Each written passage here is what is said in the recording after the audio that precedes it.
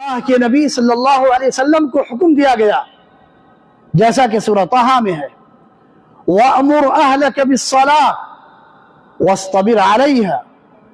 لَا نَسْأَلُكَ رِزْقًا نَحْنُ نَرْزُقُكَ وَالْعَاقِبَةُ لِلتَّقْوَىٰ کہ اے پیغمبر اپنے گھر والوں کو نماز کا حکم کیجئے اور خود بھی اس پر قائم ہو جائیے، خود بھی اس پر جمے رہیے۔ لا نسألک رزقا، ہم آپ سے رزق نہیں مانگتے، نحن نرزقک، بلکہ ہم آپ کو رزق دیں گے، والعاقبۃ للتقوی، اور بہتر انجام ہے تقوی، شعار اللہ سے ڈرنے والوں کے لیے بہتر انجام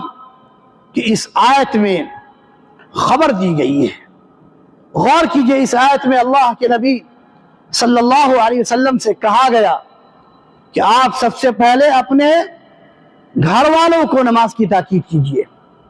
انہیں بتلائیے نماز کا، انہیں حکم کیجئے اور خود بھی اس پر قائم رہیے۔ علماء نے لکھا ہے کہ جس گھر کے سارے افراد، باپ سے لے کر بیوی سے لے کر اس کی ساری اولاد اگر نماز قائم کرتی ہے تو اللہ سبحانہ وتعالی اس گھر کو خوشحال رکھتے ہیں، اس گھر میں برکت عطا کرتے ہیں،